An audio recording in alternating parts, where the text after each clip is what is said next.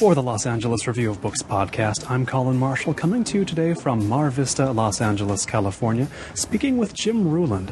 He is many things. He's the author of the short story collection Big Lonesome. He's a columnist for Razorcake, as well as the San Diego CityBeat. He is you might know him. If you're really into what he's done, you may know him as the author of the Dispatches from an Indian Casino column in McSweeney's under the androgynous pseudonym Leslie McDonald. But he's got a new book out called Forest of Fortune, set in an Indian casino. The titular forest is a part of that casino. Tell me, Jim, if you wrote a book called Indian Casinos I Have Known, how long would that book be? Oh, wow. Well, I've become a student of Indian casinos, having worked in one and then deciding pretty early on that I have to write about this. So it became kind of a professional interest. Was there like an image, was there an encounter at an Indian casino that really sealed the deal on you writing about it? Like, do you have a memory of the moment, or was it just an instinct that developed? I don't really know how accurately I can answer that question. I mean, its strangeness presented itself to me right away. I mean, I should say that I come from a gambling family, a gambling culture.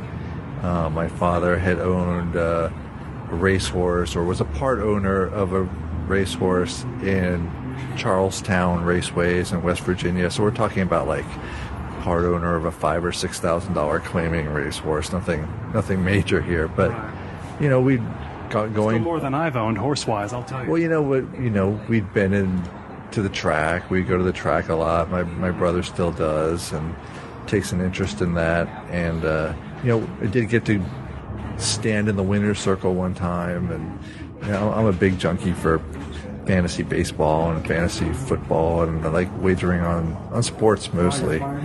So going into a casino, I thought was like a quote unquote cool job. Right. But little did I know how I was pretty naive. How was it? Seriously uncool? Yeah, it was pretty horrible for all the reasons that you would expect. You know that, there's an expression that people that like hot dogs and the law shouldn't watch either being made.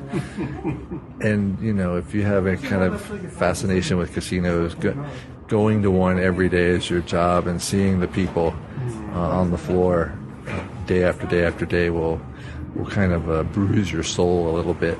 Casinos often get talked about as places of desperation, and it's true in Forest of Fortune, even for the main character, one of the main characters who becomes a casino employee. He is driven away from Los Angeles to the outskirts of San Diego, understates it, way east of San Diego to seek employment. I mean, is anybody coming to this casino with a thunderclap in a non-desperate fashion? I think so. Yeah, absolutely. I think the bread and butter of these Indian casinos, well, I mean, the bread and butter are always the whales. That's any kind of gambling establishment.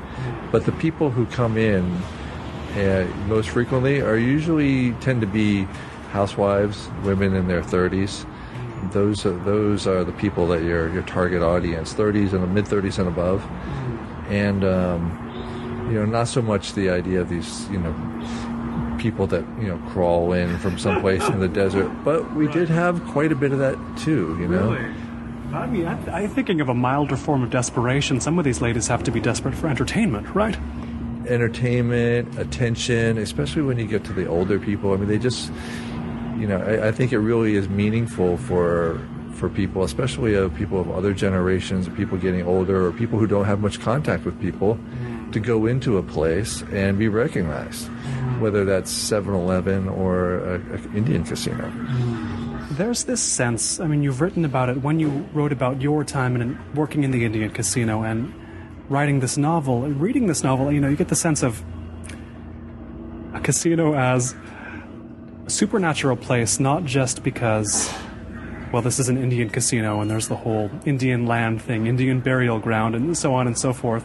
Not just supernatural because there's a supernatural element, you could say, to this book, but they're supernatural, they feel supernatural because you never quite know where you are if you just walk into one, and you're being watched as well by a scheme of surveillance that feels supernatural. I mean, a lot about a casino can feel supernatural, can't it?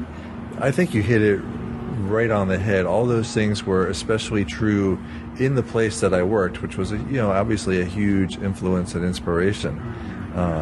Although the location and the physical description, you can pin those on different other casinos, but absolutely, where I worked started out as a bingo hall, and then turned into a card room, and then they brought in these machines. Sort of an organic growth. Yeah, and then they realized, these are the machines have coins. We need stronger floors, and I'm like, oh no, we don't, because they don't have coins anymore. So it was this really chaotic growth. There wasn't like this, it's kind of like anything that you want. It's always comforting to think that there's, someone's looking out for you. And even the flip side of that there's one person or one thing that's screwing you over. Even that it's horrible to feel that way, it's still comforting to think that it's one person and not this chaos that you're caught up in. This is the seat of conspiracy theories, right? People want to believe, they'd rather believe that the government pulled off 9/11 because all the other explanations are too messy. Right. And I think Thomas Pynchon does this beautifully. He's always referencing Sax Rohmer's Dr. Fu Manchu, that how comforting it is to believe that there's this supernatural being that with a puff of purple smoke could just appear and wreck your life and then disappear, and that you really have no agency over that, when really you do. And it's a whole mindless number of factors. And even when you know better, when you sit down at a machine and things start to go your way, this idea of luck just kind of appears in your brain, like, this machine likes me, this machine is hot, this is my lucky day, and it's kind of ingrained in us, I think. We're going to see patterns no matter what, right? Yeah, absolutely. We're going to see stories for sure, right? And it's really hard to make stories out of chance and randomness and numbers, which I think is why baseball is so fascinating, because that's all it is numbers, and why religion is so compelling, because there's meaning to all this meaninglessness. A couple of the other main characters in Forest of Fortune are trying to impose order on chaos, the chaos of the machines they gamble on, because they're gambling every day. They're career gamblers. What is the line between a career gambler and a gambling addict? Well, that's tough to know. Is that a viable pursuit, a career gambler? Can you theoretically make a living if you're there every day? Well, I don't see how you could with slot machines. Right. Because they are so random, and the odds are stacked against you. I suppose that if you played long enough and did get lucky and then stopped, you could do that. Or you got lucky and you won these ancillary prizes that casinos are always coming up with, let's say, they have a promotion where they're giving a car away every week in a random drawing, but that you earn tickets or opportunities to play with your play. That means the high rollers are all going to get those tickets. The people who spend the most money and the most time on the machines, whatever that combination is in the algorithm, will get you the most tickets. So you can have these events and you'll have 10 people every week trying to win a new car, and 5 or 6 or 7 of them will be the same people every time.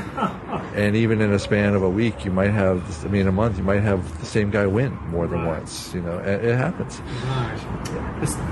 It shows up in the book, this sense of, not even a sense, this reality that casinos know. They know what people are doing when they enter those doors pretty well. They track them quite closely. And it's a strange sense in which, you talk again about an Indian casino, Indian land. This is a realm of, people have superstitions when they come to a place like that. But the superstition is borne out by almost technology now, because technology has enabled this astonishing degree of of, how to even put it, like omniscience on the casino's part. Absolutely. Not just watching, right, but knowing everything. Absolutely. So if you walk into the casino and say, okay, if I play long enough, something good will happen to me. And maybe you lose, but you've been there for 3 hours and you've spent however much money you brought, and something good does happen. You get a free milkshake, or someone brings literally like a cookie, Yes. or you get your dinner comped, or you get a hotel stay the next time you come. Or so in the back of your mind, you don't want to feel like a loser. You don't want to be realistic about what's just happened. You want to say, yes, something good happened. I am a winner. This Indian casino, Thunderclap in Forest of Fortune, it's miles and miles out of San Diego. About how far would you place it from San Diego? Well, I have it between the desert and the mountains. So in the book, it's not that far. It's a short hour-long bus ride for Pemberton, who goes back and forth to the beach, so he can have his fun. But it would actually be a little bit further east than that, or I should say, further. That's where the casinos are, farther east. Well, no, it just casinos are always on reservations, and reservations are in out-of-the-way places because that's the land the government didn't want. With Thunderclap, what happened is that they were ceded a parcel of land, and so they were lucky that it happened to be by a main road. They got a bit closer than most Indian casinos do. Right, and now we see that in places like, if you drive from, say, I don't know, San Diego to New Mexico, you'll see a number of casinos that tribes now taking advantage of their proximity to the Interstate 8. Right, you'll see on the billboards, they'll tell you exactly where to get off to get to this casino. They'll mislead you a little bit. It'll be next exit, but you might have to go windy roads. They don't want you to miss it. Right. And so, you might see 1 or 2 or 3 signs for competing casinos because, What is the difference between an Indian casino down in the San Diego area and one up here, or for that matter, anywhere else? I mean, is an Indian casino an Indian casino? Yes and no, and that's one of the things that's so fascinating about it. And that there's 560 tribes with casinos, and they all have their own story to tell. And some casinos really do make the story part of the visitor's experience. Some people really don't invest in that part at all. So there's this sense that, you can walk into one casino and you get a very specific story. You can walk in another and one symbol is as good as the next, or there might be different symbols, there might be things, but they're not explained. So if you walk around, it's a casino. There's a pervasive sameness to the experience. But if you look around, you walk around, you'll see little things that are different. And those things are very fascinating to me. There's definitely a southwestern style, which is there'll be like a Puebla style.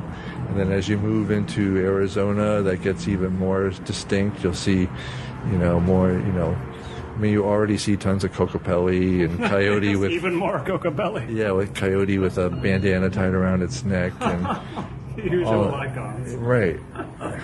When you began writing this McSweeney's column, Dispatches from an Indian Casino, under Leslie McDonald, how long had you been fictionally writing about Indian casinos at that point? How long had you been working on this novel? I'm not exactly sure. But you were working on it, right? Yeah. The timeline is that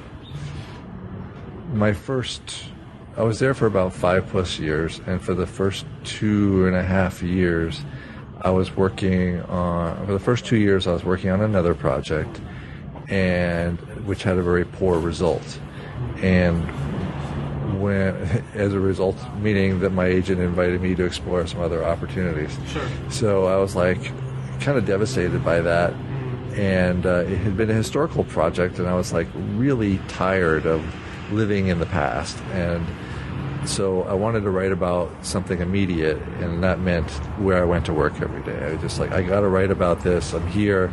I'm not going to be here that much longer. Ha ha ha. I'm going to write about this, and if I get stuck, I don't have to go to the library or a history book or online. I just walk the floor, and everything will be revealed to me. And you'll be getting paid while you do that. So hey, right. But then a funny thing, I did that. I mean, I knocked out the first draft really, really fast, and then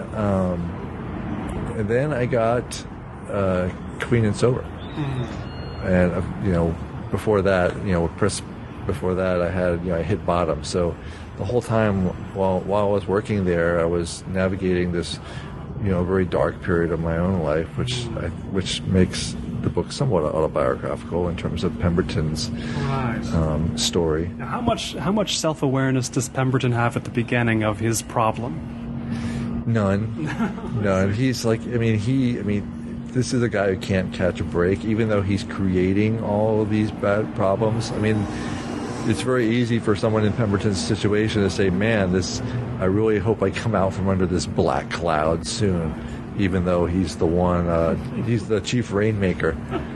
But to go back to the question before that, I was revising, I guess it'd been my third year there.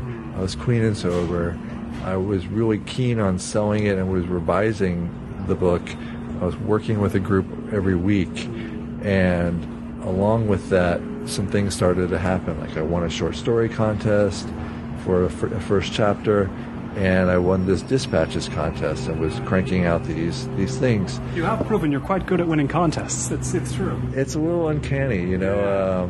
You won a 25 grand, was it, for Reader's Digest? From Reader's Digest for a 150-word story, was that? It was short, and it was. I enjoyed it, but it was also, people, I'm sure other writers will kind of grumble when they hear that you won 25 grand from. I was just surprised Reader's Digest still was a going concern, personally, let alone that they were giving out 25 grand. Well, yeah, that's what everybody says. It was one of those things where I didn't really know Reader's Digest was. Yeah, I know. You always think it died with your grandparents. Right, exactly. But they were one of the first people to jump on the digital platform, so they have like bazillion iPad subscribers.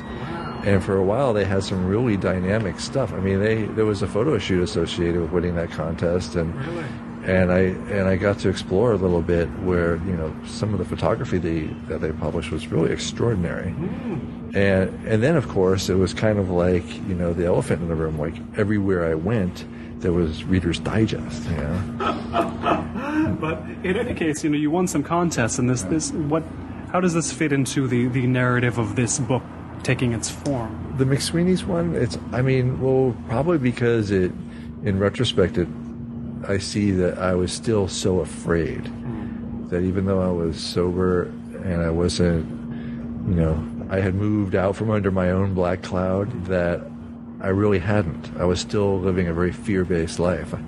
This whole, obviously you don't want to write about your job and publish it online and say, and not expect, for some repercussions, but I was seriously afraid that someone was going to find out. Even with the pseudonym and everything? Yeah, and so it became this very weird experience where I wrote these things and then felt like I couldn't tell anybody. Right. Looking back, would a casino actually care about a column like this? Would they think they were somehow going to be damaged by it? No, I really don't think so. It's just, no disrespect to McSweeney's. I'm sure far more people read McSweeney's than have read my book, but that's still just a really small drop in the bucket compared to people that go to casinos. And not a huge overlap, I would think, between the McSweeney's audience and the casino audience, or is there? And did you not realize there was? That's what I'm curious. I don't think there's any overlap at all. Although some casinos, when the LA Times reviewed my book, that review popped up on a fair number of online forums in different Indian casinos, which I thought was kind of interesting. Yeah, these are Indian casino forums, Really message boards and things like that. Nothing like, not official newsletters and publications, but How did writing this column, the Dispatches from an Indian Casino column, mean, how did it prepare you to use the casino as a setting, writing non-fictionally about casinos? I don't know, because so much of the heavy lifting had been done. I see. But one of my weaknesses in novel writing in general is, I think, is exposition. Ah, yes. It's like I get readers into a scene, and then I figure, like, okay, you're there, you know where you are, nice.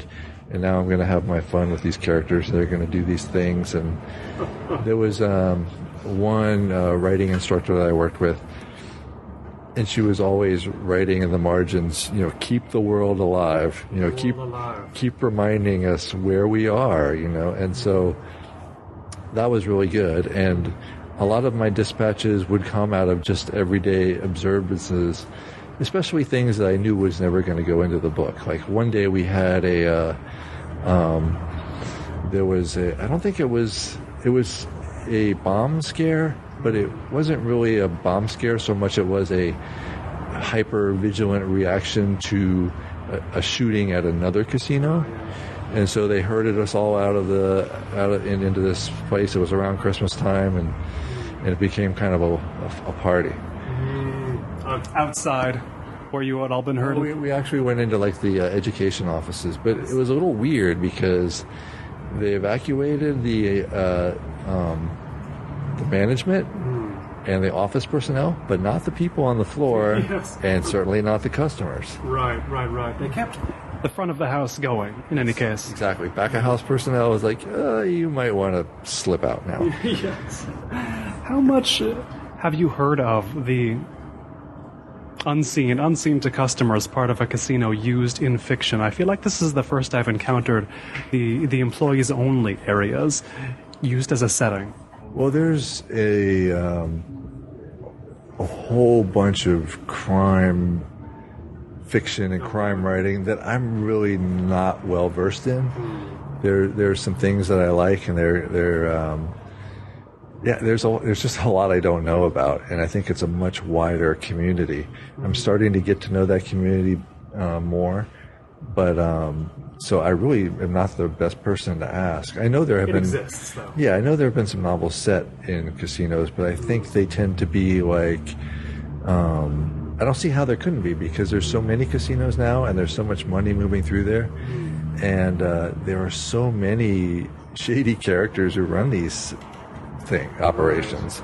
It's almost a byword for a shady character-run operation, a casino. You don't expect anything else. That's a misnomer. I would say that like most of them are totally legit and on the level, but it's a little bit like boxing, in that the opportunity for corruption is there, and it's so enticing. So even when the people do get in trouble, it's usually for things like accepting bribes.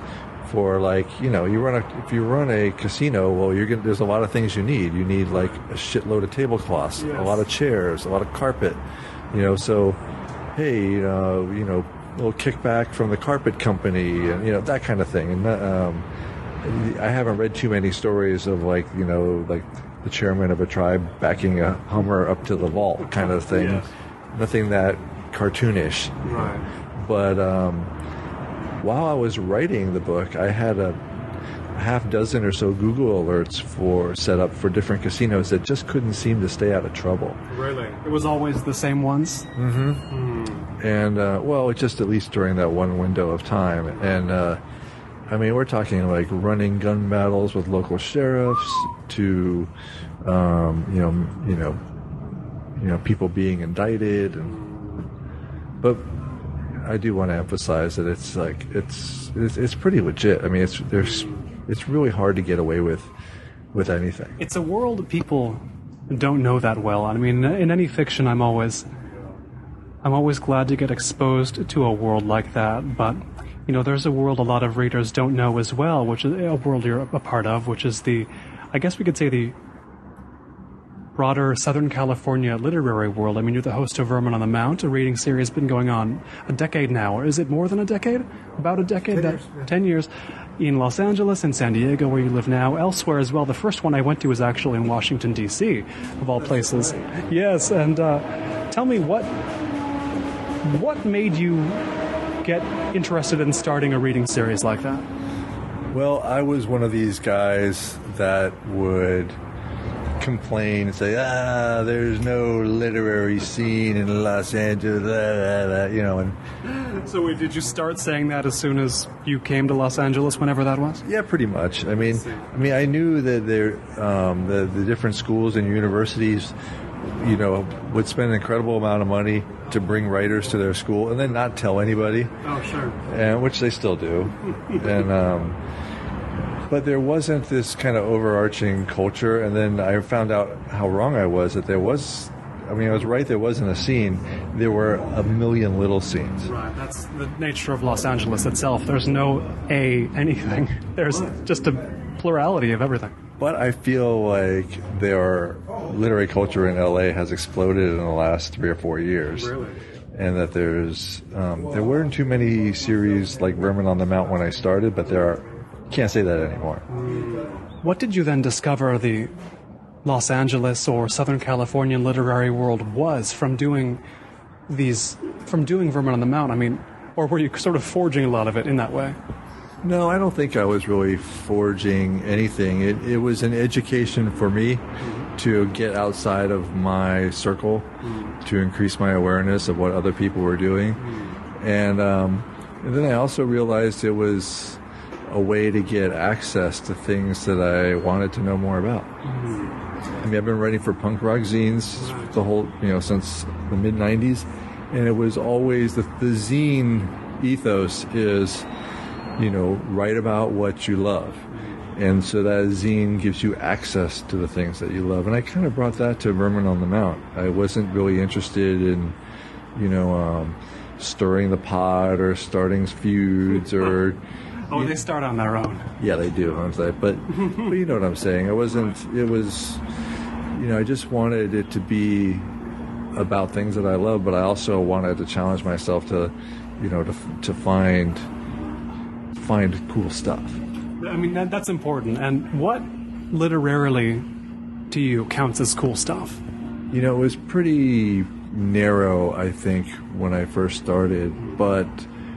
When I first came to LA, I lived in LA for a year after I was an undergraduate, and I worked in a coffee shop, and I kind of fell into co-hosting a reading series called Skinny Leonard's Free Verse. It was actually an open mic. It was right next to a recording studio, and we would have our early 90s. Early 90s. You couldn't really call them hipster kids, but, alternative kids, art school people, high school kids, doing all the things that, young people do in a coffee shop. But Angelo Moore from Fishbone would pop in, and he would see what we were doing. Wow. And this is an era of when a lot of people are imitating Henry Rollins and things of it's spoken word, right. That culture, right? Spoken word artists. Before it became, I don't want to say a joke, because somewhat disrespectful, but before it became cliched, now when I say spoken word, you can hear what that sounds like in your head. Before that happened, before Lollapalooza brought it all over the United States and kind of... Before it was defined. Right. Maybe that's a good way to put it. But anyway, Angelo Moore would come in and basically just blow our minds with how someone really performs.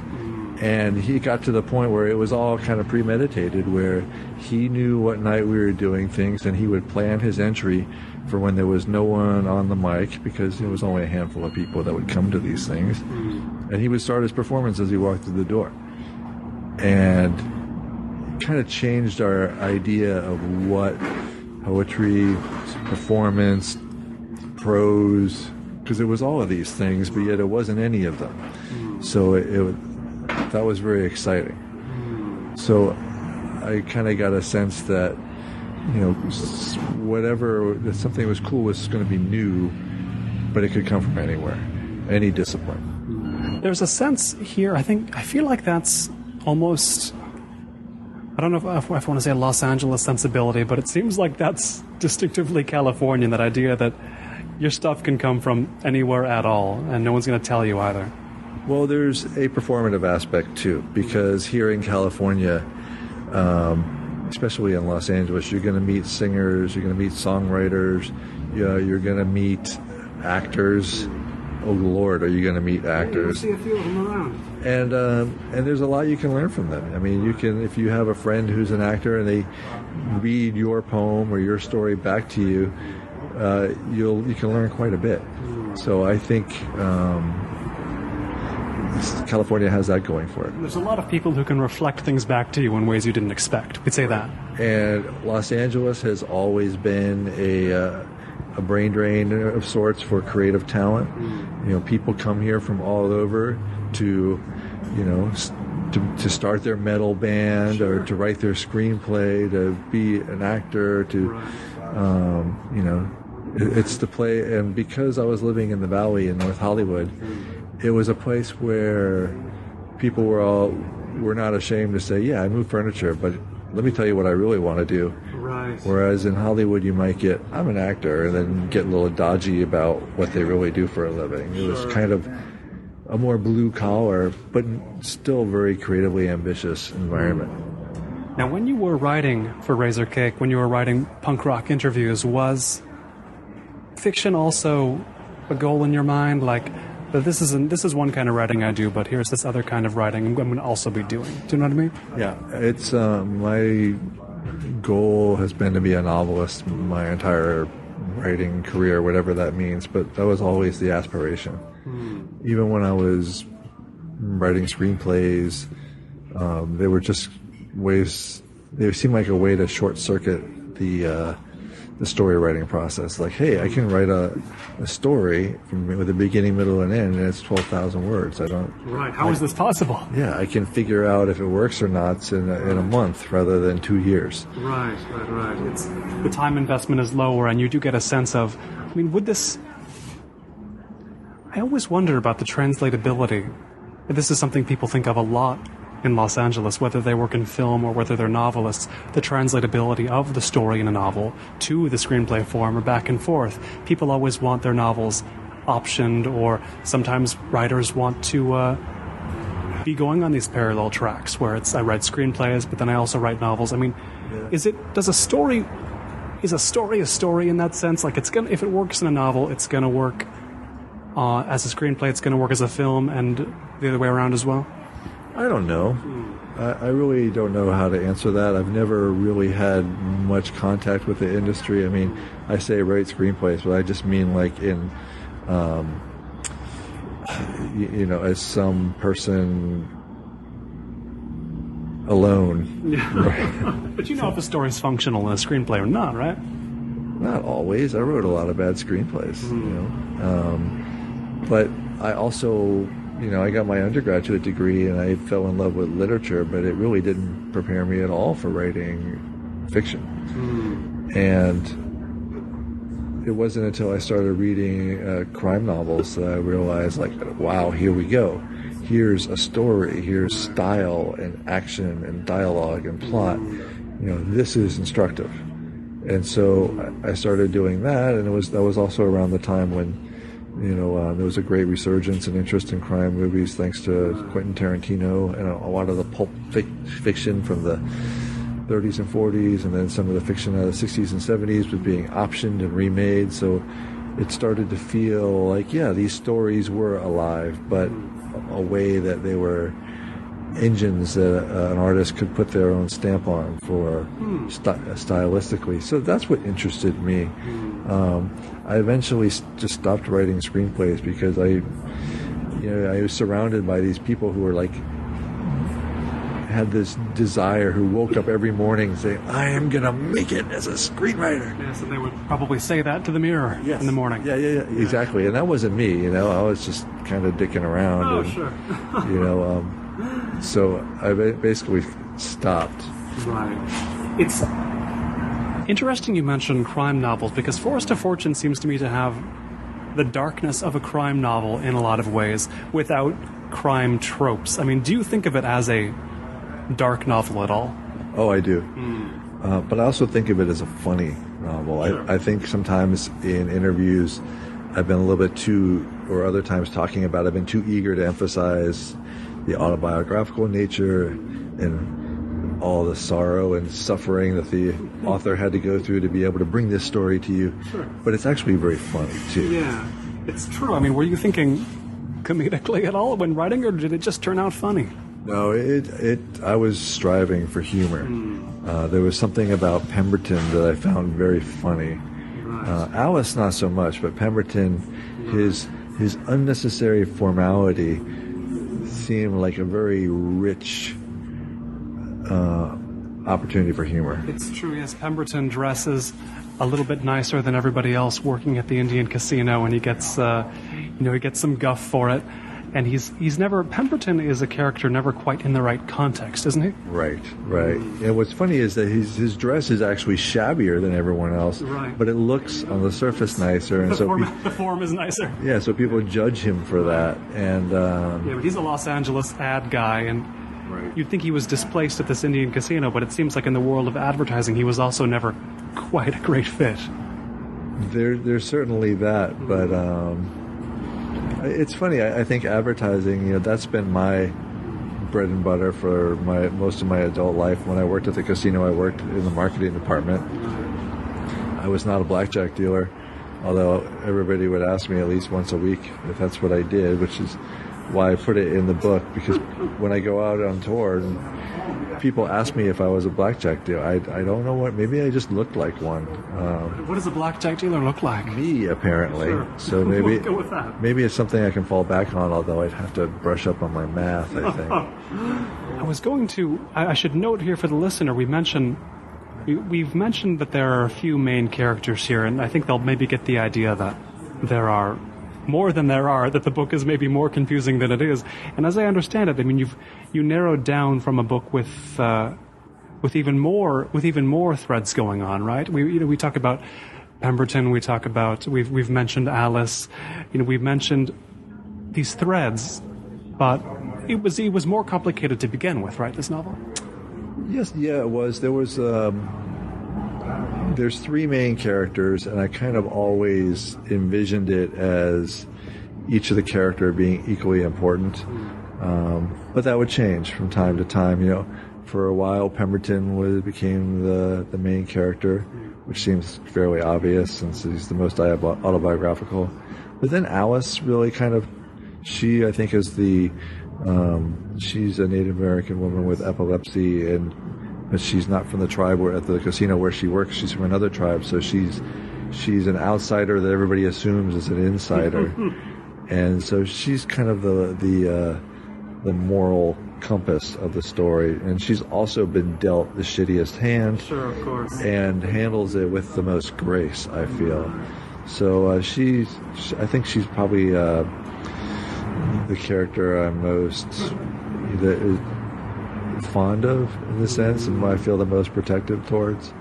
And then we have Denise and Lupita, the career gamblers, as we've alluded to before. And are they on the same plane as an Alice and a Pemberton to you? No, I mean, Denise is kind of a foil for Lupita, and I don't want to give away too much, but when one of them disappears, it causes a lot of problems for the other. But this is what happens to people who leave, who spend all their time at casinos. They make bad decisions. And that was an observation drawn from your time at the casino. You could tell they're spending a bit too much time here. Oh, yeah. This is not going to end well. Oh yeah, absolutely. And you would see this happen, and that was the thing that would always. The thing that would make me the most sad is when you see people there over and over again. Not so much the people who are destitute, because, hey, they're at a casino. They're living it up. Good for them. They're getting something for free occasionally. Maybe a tray with a drink gets brought by. Yeah, they're in this. They're in the air conditioning. They're in a nice place. Nothing bad is going to happen to them. Right. When it's a very controlled environment. Yeah, they're going to be okay as long as they're here. When they get out on the street, who knows? Right. But some of the wealthier people that come in, I always wonder, well, who's at home? Are there kids? Are there siblings? Is there a spouse or a parent that's being neglected? That would bother me. Who's losing out in this deal? Right. But by the same token, I've heard from so many people who have read the book who say, oh my God, my mom or my aunt loves the casino. I mean, casinos bring an enormous amount of pleasure. It's something for people who have fun, and it's their entertainment, and they go every so often. It can be a fantastic way to blow off steam, but when they shut off their phone and stop responding to messages and you can't find them, then that's not so great. Well, I mean, the words you used to describe that, you could apply the same thing to drinking, it seems like in Pemberton's case. His girlfriend throws him out because he is effectively shutting off his phone, not responding to her. I mean, it seems to me the analogy is pretty straight between the entertainment of drinking and the entertainment of gambling, and when those become problems. Do you see them as comparable in that sense? Oh, absolutely, because they're both there are ways where you could they're socially acceptable ways where you can go and be all by yourself. You can be around all these people, but you can indulge your disease, feed your addiction, and be completely and utterly alone. I wonder, how do we know for sure anything we do alone and get pleasure from is not an addiction? When can we feel safe we're not on the road to some kind of an addiction, when there's a pleasurable thing we can do by ourselves? I mean, I could include reading novels in this. There are people who get such pleasure from that. Maybe they do let things slide in life just so they can read all day. It sounds innocuous. There could be cases where it isn't. I mean, when can we know we're not heading toward an addiction, I guess, is my question. A real one that jumps immediately to mind is video games. Sure. There are people who spend an enormous amount of time playing video games. They used to be watching TV, but now people spend a lot more time playing video games than they used to watch television. And they've done studies of it, and I've had a glimpse of some of these studies from marketing perspectives and trying to get a handle on, well, how many hours? What's a heavy user? And for some of these people, it's like a part-time or as much as a part-time or full-time job. I mean, they've got to earn those. They've got to unlock those achievements, I guess, Well, it's very important, those badges. But I guess to answer your question is, when is it addiction? It's when a source of pleasure starts to replace rather than enhance, like pornography. Sure. Pornography can be an excellent way to enhance, pleasure, but when it starts to replace normal pleasure, then you probably have a problem. So then we really don't know anything we do alone could be material for an addiction, and we don't know till it's too late? I think it has more to do with the individual than it does with the activity. There are certain kinds of people whose lives are ruined by Candy Crush. Oh, sure. I thought you were going to say just by candy. There's probably those people too, but Candy Crush is even more of a life destroyer these days, I would think. Not speaking from experience. Sure, but the thing that seems the most minor and just unstimulating can really be just stimulating enough, right? Right. I mean, absolutely. Now you have another, I guess I'll call it another track in your writing career as well, but for example, you have the book out with the fellow from Deadliest Catch. What's the name of that book again? Giving the Finger? That's right. It's called Giving the Finger, and it's about it's the life story of Scott Campbell Jr., who is the captain of the Seabrook, which is one of the vessels featured on Deadliest Catch on Discovery Channel. And you are the co-writer of this book, and how? I mean, I want to get a sense of. People read these books and they know there's co-writers, but what kind of a job is it? How much of it is an extension of the days when you were? I mean, even now, how much of it an extension of interviewing punk rockers for Razorcake? Would this be? Well, I think that certainly helps. Having some interview skills, in that because really it's you get your material by interviewing your subject, and then you're going to sit and transcribe all that and try to make sense of all the material that you get.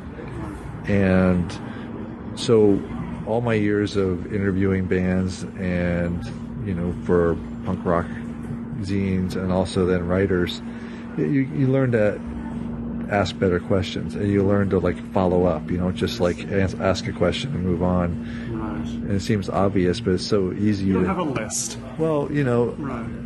you do, but you don't just move down it. I mean, you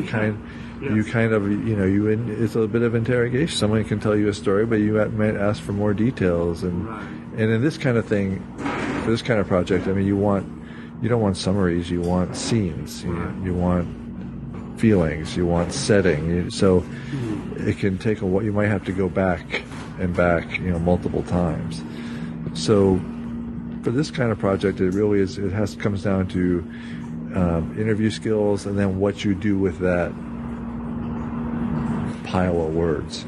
It's true, and I want to emphasize here, it seems to me that it's almost a more novelistic enterprise than people would think, because, as you say, you have to make scenes, you have to get stories out of this, you have to have a sense of voice. I mean, voice is the most important thing in this, is it not? Yes, and so I would say it's a lot. Yes, it's like novelistic, but it's a lot easier than that, because I think a lot of people probably told you that, once I got the character's voice, I was off to the races. Well, they had a life of their own. Right. Well, here this is what you have. You have the voice. So it's a matter of you learning it, and hopefully by doing the interviews, by listening to the interviews, by transcribing the interviews. Some people pay to have them transcribed, but I always like to transcribe it myself because it spends more time with the voice and figuring out what material I can use and what I definitely can't. And it's that fidelity to voice. And once you get the voice down, then it really is a lot easier. It's just about, constructing the story and getting what you need. How would you describe the voice of Forest of Fortune, a third-person novel? Well, there's 3 points of view, so it has different voice. It has 3 different voices. It does. It's something that a reader thinks about on some level, I think, but not always perfectly consciously, that a novel written in the third person can indeed be in 3 voices. I mean, for those who haven't thought about it directly, how does that work? I would say in the construction of the novel, the voice was secondary, in that I knew I wanted these distinct voices, these distinct personalities, because I wanted the casino to be represented by these different ways.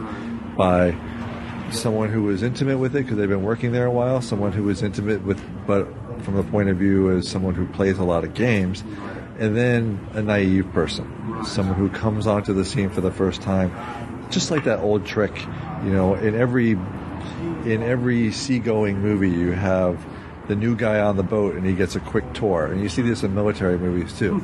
So Pemberton is that new guy in the casino, and so the reader sees the casino through his eyes because it's all new. Right. You get the light shown on the casino from 3 different angles, then. We say that? Right, exactly.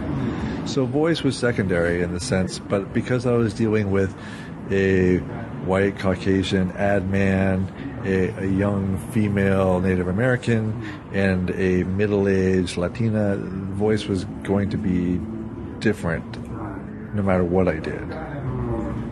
Ultimately, three angles of light aren't going to be enough for a place like this, right? This is not a fully graspable place, right? Right, and that's why there's this where you're going to that we haven't talked about, how there's this overarching historical context and this voice that we get at the very beginning of the novel, and then at certain interstitial moments between the main sections that's broken up into, where the reader is presented with this voice that they don't quite know what to make of, other than it has a deep knowledge of the not just the casino, but of the land's history. Was that voice a part from the beginning of this novel, from the beginning of the writing of this novel? Yes, and that voice came probably the least organically, and that it came out of research that I had done. I knew that readers were going to bring a certain amount of expectations to a story that had supernatural overtones set on Indian land, and I wanted to play with those and tweak them. Right. It reminds me of, the way that fans of Stanley Kubrick's The Shining can really get into theories about that film related to exactly that, the way that the movie is set on former Indian land, the way that it has a supernatural element. It just makes people spin these theories that seem elaborate and wild about what the movie has to say about the collision between the Europeans and the Indians. Now, why are we so compelled by that kind of thing? I feel like we can even just point to this kids telling stories around a campfire. Like when you say it takes place at a house on an Indian burial ground, you get all these images automatically. It's like people go wild with that kind of thing. I don't know if it's just Americans, but there's something that is. Why is there such sort of psychological richness for us with when we're on Indian land? Well, guilt and shame for one, but also because they were such convenient boogeymen in the 19th century, especially as the westward expansion and the people who were even though they were American born but recent settlers from Europe pushed across the continent and displaced the native peoples, all throughout North America. That there was considerable risk. And it was really, you're going into the unknown, and there was people who may or may not push back. Right. I mean, it's the same kind of risk a gambler takes when they're putting a huge bet down. It's even more, except more so. Right, and I think that the whole gambling culture was a big. I mean, who else but a gambler is going to say, "Hey, let's go pull some gold out of these rivers, or some copper out of these mountains, and find our fortune." It's almost a country. I mean, the country itself is a gamble we're in right now, right? America is one of the biggest gambles you can point to. Well, yeah. I mean, that's a whole other conversation, but absolutely. I mean, there's a riverboat gambler mentality to a lot of the decisions that a lot of the way we think about our own financial future. I don't think there's too many people, in their 20s, 30s, and 40s. Well, maybe it's different now, but people at my age are probably now realizing, wow, I'm not rich, and I'm probably never going to be. There's probably that idea is really hard to let go of. Right. Well, why do we get so attached to it in the first place? Right. It's just some kind of false ideal that is sold to us early on. And it's kind of a passive one, like the jackpot will come one day. Right. I just kind of have to persist. Especially for the kind of people who come west to Los Angeles to make it to creatively. They're pulling the slot machine in another way, but they're also, they're making up systems in their own way as well. You never get away from the compulsion to not just see patterns, but create systems. Yeah. Well, I mean, I think, for people like you and I, and probably a lot of people who listen to the Los Angeles Review of Books podcast or read it, are people who come from other places, and we meet other people, of similar mind. But I think we also forget what a big deal it is to leave home and to come out here and to say, I don't like the future self I'm imagining for myself in this town or this city or this coast. I'm going to California. I'm going to try something new. I'm going to invent a new me. And there, again, it's something that's denuded by cliche, but what a ballsy thing it is to do when you're broke and you're 18 or you're in debt or you have obligations. And it's kind of always nice to meet new people who have just arrived out here and see their enthusiasm and fear. And fear. We get desensitized to what the gambles really are. I mean, like the true habitués of the casino that you saw on the floor, they desensitize themselves to the gambling as well, don't they? They're gambling all the time, but they just forget.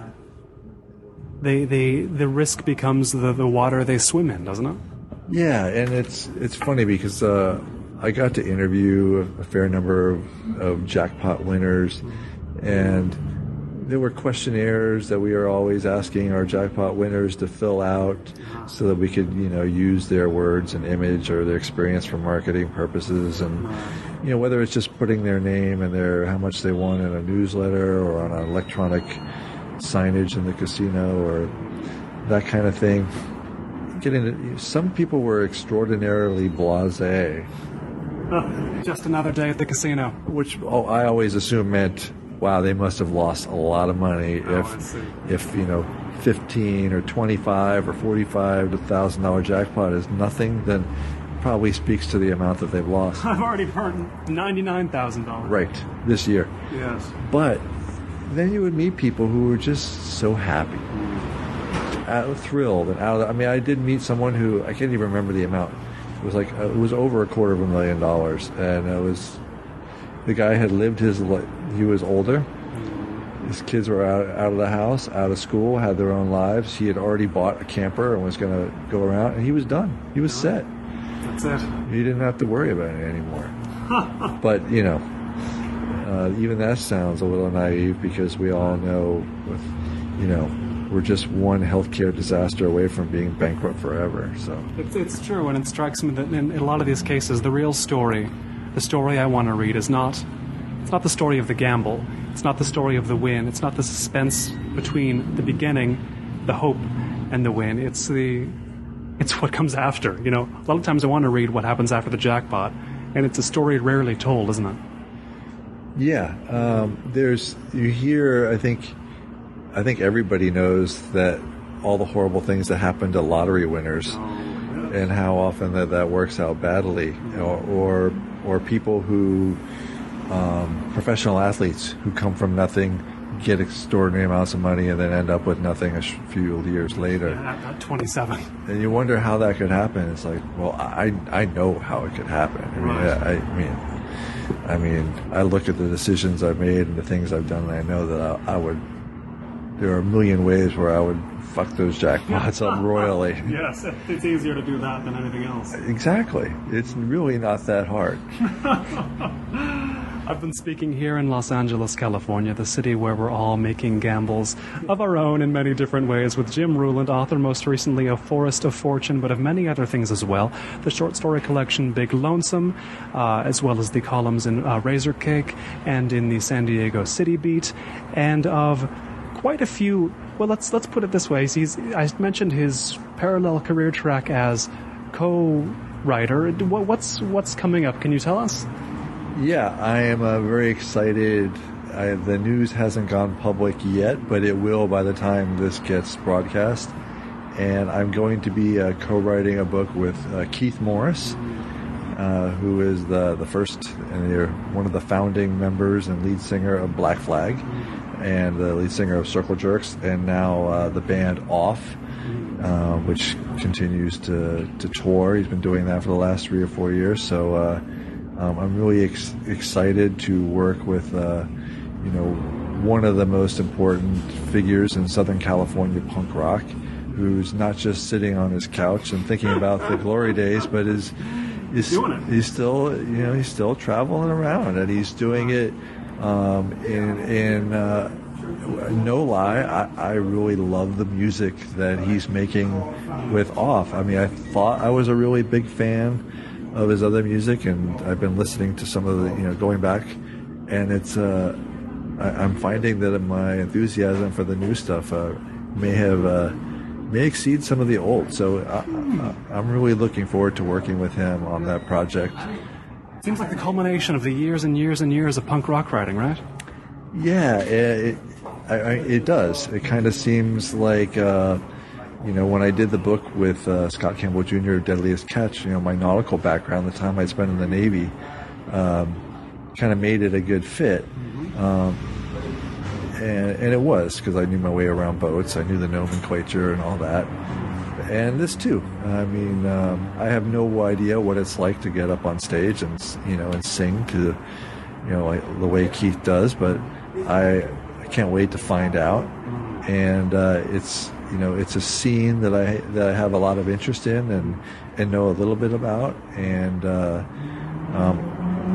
for many of the years I lived in LA, I lived in the South Bay. I lived, in Manhattan Beach and Playa del Rey, and in that part of that culture that near Hermosa Beach, where Keith came from, and that whole scene that changed, Southern California punk rock, that changed the story of Southern California hardcore is really, I think, a really important chapter in the story of rock and roll music. Well, Jim, thanks so much for taking the time. You're welcome. Thank you, Colin. This has been the Los Angeles Review of Books podcast. I've been Colin Marshall. You can keep up with the LARB at lareviewofbooks.org and with me at colinmarshall.org. Thanks.